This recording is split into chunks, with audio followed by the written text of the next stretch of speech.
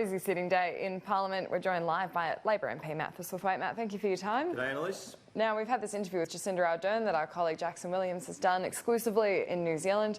What do you make of her comments that she hasn't been approached about this resettlement deal that we expect was part of the deal for Jacqui Lambie to come on board with medevac, but the offer's still on the table?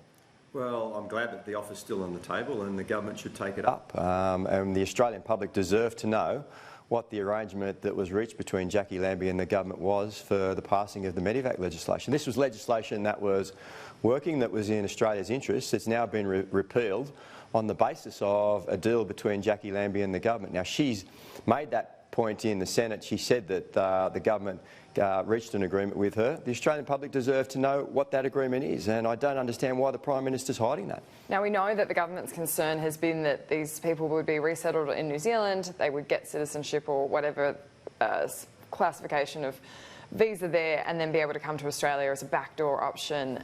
Jacinda Ardern's just said that she's not interested in putting any qualifications on what their citizenship would be in New Zealand, and it would be up to Australia. Do you think that is a concern if this is the deal that's been struck? Well, that's something that we'd be happy to work through with the government, but the government won't even tell us if there's an arrangement in place. And primarily, the Australian people deserve to know, particularly given that we're getting rid of a piece of legislation that's been saving taxpayers' dollars because there's no court cases that have had to be fought when people wanted to transfer to Australia for medical treatment, a system that was working. The number of transfers that had occurred under medevac was much reduced compared to what was going on previous to that. So it's legislation that was in Australia's best interest, but now it's been repealed and we don't know what the details of that arrangement are. We've asked questions in the Parliament of the Prime Minister saying, just come clean, tell the Australian public, you've got the opportunity today, tell us what's in the deal, and he won't do so, and that's not good. Now, Jacqui Lambie is obviously very sincere. When she was standing up in Parliament, you could see how emotional she was, and she was saying that she just can't say because it's a national security concern. Well, if it is a national security concern, then they should brief the Labor Party about that, but they won't even do that. And I don't see what the national security concern can be if you're transferring people to the United States, and that deal's been made public and well known about. But if this arrangement, as has been reported, is to transfer people to New Zealand, what's the difference? The government needs to explain that to us, and they haven't been able to do it. And it goes to the secrecy of this deal and hiding things from the Australian public. Are you willing to entertain the idea at all that maybe a deal hasn't been done? From what Jacqui Lambie was saying she was satisfied, her concerns have been met. That doesn't necessarily mean that there has been a deal, a letter signed, any kind of formal undertaking to do anything. Well, if that is the case, then Jacqui Lambie should come out and say that. But the intimations that she made yesterday indicated that some arrangement had been reached. And it's up to both parties that are involved in this to just come clean with the Australian public. Is there a deal or isn't there a deal? We deserve to know. If I can ask about ensuring integrity as well, it doesn't seem likely that that will be addressed before next year. Are you happy with the amendments that have been put forward to placate Jacqui Lambie, Pauline Hanson, that they would safeguard against severe reprimands for unions who are engaging in illegal conduct?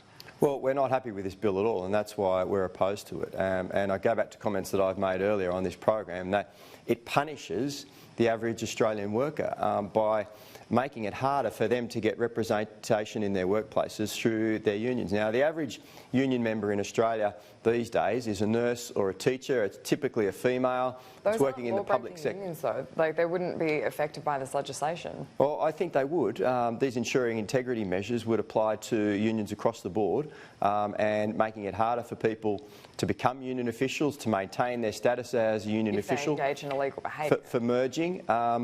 Well, there are laws in place at the moment, Annalise, for illegal behaviour by any organisation, and people can be prosecuted under them, and unions have been. How would it make it worse? How would ensuring integrity make that worse? Well, by making it harder for unions to go about their business. So it makes it harder for people to become union officials, the test for someone to become a union official. So for a nurse to go from working in a hospital to being elected and appointed as a nurse representative and get a right of entry permit, the test that they have to go through to get that has been increased. For unions to merge, the minister has a discretion to try and knock off one of those mergers that's not in the public interest. So these tests make it harder for unions to go about their business, and in doing so, representing workers, which means that it makes it harder for people to get income increases, to get wage increases through their unions to bargain on their behalf. And that's something that we all know is a big problem for the Australian economy at the moment, the lack of wages growth. But the first draft of the legislation did have those concerns where it could be paperwork breaches and things seeing you deregistered. But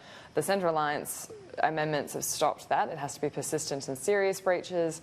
There's a 2-year limit about deregistering. Surely those are good amendments that would just put law breaking as an issue, persistent law breaking as an issue in a union to then trigger a deregistration. Look, they bring in a set of conditions that we don't believe are fair and make it harder for unions to do the job of representing workers throughout the country, and that's why they're opposed to it. And it also goes to what this government's priorities are as well. You know, they've made promises about legislation that would pass this year in respect of the Royal Commission. Michael Sukkar went to Queensland to talk about the insurance market up there and promised that the unfair contract terms provisions would be passed through the Parliament by the end of this year. Hasn't happened. All of these promises that they made about the Royal Commission have not occurred, but they're focusing on attacking unions and attacking workers with this legislation. It just demonstrates that they've got their priorities wrong. Well, there's about 76 recommendations. There are 76 recommendations from the Banking Royal Commission. About 50 would fall within any kind of remit of the government, and you can't just necessarily put these changes in overnight. And so the fact they have hired extra Treasury staff, put more money towards enacting the legislation required, surely shows that they are taking a serious approach to enacting the Banking Royal Commission recommendations. They're not meeting their own timeline, Annalise. They promised that the protecting consumers measures would be through the Parliament by the end of the year. They haven't done that, and that involves the unfair contract terms.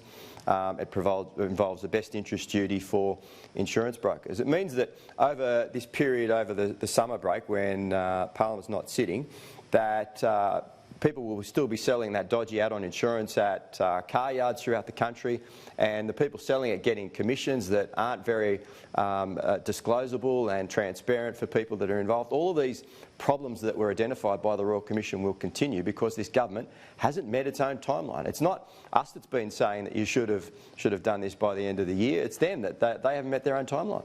Well, we'll be watching closely. Matt Thistlethwaite, thank you so much for your time. My pleasure, Annalise.